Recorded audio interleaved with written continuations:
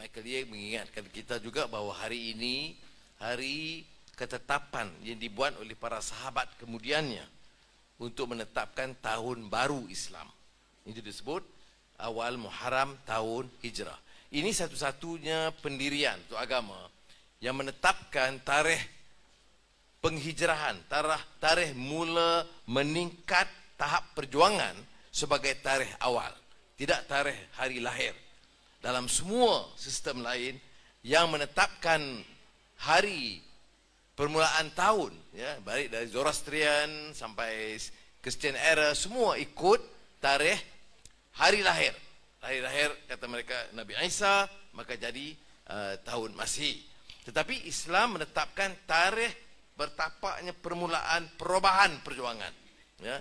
Hijrah ini, hijratun Nabi Muhammad sallallahu alaihi wasallam dari Makkah Al-Mukarramah ke Yathrib, nama awal Madinah Al-Munawwarah, itu meninggalkan sistem lama yang zalim, meninggalkan sistem yang mengamalkan faham kabilah, tribal, perkauman sempit, penghinaan terhadap kelas, golongan atasan dan golongan bawahan, jenayah yang berleluasa. Jadi ini ditinggalkan dan dibawa satu sistem baru. Ini maknanya hijrah. Ya. Bukan saja soal hijrah atau pindah. Hijrah artinya pindah daripada Mekah ke Madinah. Ya.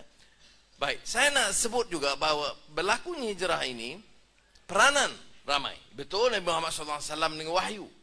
Tapi peranan anak muda. Ingat, perubahan itu berlaku dengan peranan anak muda Sayyidina Ali bin Abi Talib. Pengorbanannya, kesetiaannya, keberaniannya, kepintarannya. Pemuda. Saya nak ringkaskan. Peranan sahabat yang setia. Abu Bakar yang dipanggil Siddiq. Kerana kesetiaannya, taatnya dan keyakinan kepada pimpinan dan Rasulullah SAW. Orang yang dewasa. Maknanya ada orang tua, ada anak muda. Peranan wanita. Ini kadang-kadang dalam tazkirah kita selalu pandang wanita ada peranan. Tak betul. Asma binti Abu Bakar itu satu wanita yang diberi kepercayaan, menyimpan rahsia, membantu persiapan awal Rasulullah SAW. Ya. Baik. Ada wanita, ada anak muda, ada sahabat yang setia, yang dewasa.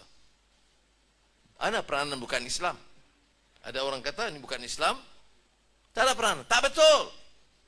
Dalam hijrah ini seorang yang bernama Abdullah ibni Abu Uraiqah, seorang bukan Islam yang dipercayai membantu Rasul dari segi logistik, kerana dia ni pakar dari segi jalan, nak ke belakang bukit dan gunung dan jalan, melindungi daripada perjalanan biasa yang diketahui dan dipantau oleh golongan Quraisy yang zalim, yang menindas, yang membenci perubahan yang dibawa oleh Rasulullah SAW, baik dari segi akidah atau akhlak.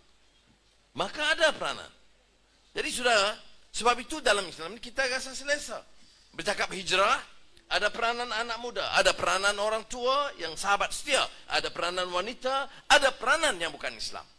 Maka berlakulah hijratun Nabi Muhammad SAW. Ya. Maknanya dari keadaan yang lama kepada apa yang masyarakat, bukan masyarakat baru, progresif, demokratik, tidak. Dia sebut ecumenical. Ecumenical maknanya asas keyakinan, akhlaknya kuat, moralnya kuat, kepercayaan pada keyakinan agamanya kuat. Ini yang membentuk mereka menjadi solidariti baru. Tetapi dia tidak hanya terima. Ada orang kata sistem kita ini nak ubah sikit-sikit lah. Kalau dulu rasuah banyak, sekarang rasuah sikit. Kalau dulu tolong orang sikit, sekarang tolong orang banyak sikit. Tak ada. Dia mesti systemic change. Bahawa hijrah itu bermakna transformasi politik, sosial dan ekonomi. Meninggalkan kebobrokan sistem yang zalim, yang menindas, yang memperkaya golongan kecil dan memiskinkan golongan ramai. Itu yang disebut the jahiliyah society. of Mekah Al-Mukarramah. Ini kadang-kadang kita lihat hanya hijrah dari satu sudut. Hijrah ini systemic change. Itu yang disebut bukan setakat robah, tetapi mesti ada niat par excellence. Kalau nak robah sikit-sikit, buat apa susah payah? Masuk penjara, keluar penjara, kena tekan, kena buang kerja. Ya, nak robah sikit. Bila dapat kuasa, lebih kurang saja. Tidak, dia mesti systemic change, mesti transform. Ini yang disebut islah, perubahan yang benar-benar bermakna. Ya, ini disebut keinginan itqan fil amal untuk mencapai apa yang disebut par excellence. Apakah mungkin dalam dunia begini?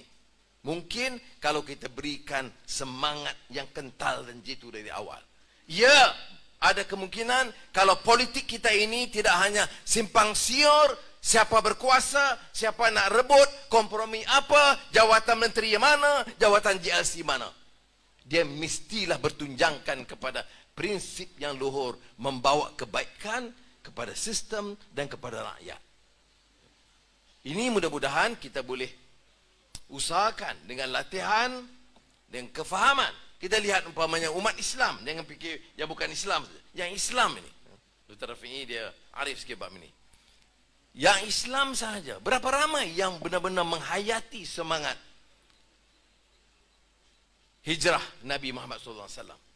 Begitu dampaknya begitu kuat sehingga sahabat memikirkan wajar ditetapkan ini sebagai tahun permulaan yang disebut hijrah 1 Muharram ini. Ini dampak yang kita sebut, yaitu untuk ada kegairahan, kesungguhan untuk menegakkan keadilan dan kemanusiaan. Saya selalu gunakan dua istilah ini. Kita bicara keadilan, tapi kadang untuk kaum kita. Kita cakap keadilan, tapi untuk suku sakat kita. Keadilan untuk kroni kita. Tidak. Keadilan ini mestilah untuk semua. Kemanusiaan. Dan kalau tidak ada kemanusiaan, dia tidak ada kekuatan Islam itu dari awal di Mekah. Ada Yahudi, ada Nasrani, ada Muslim. Di bawah satu ummah, di bawah pimpinan Nabi Muhammad SAW. Ini dia kekuatan dan kehebatan yang disebut tentang Islam dan semangat hijrah.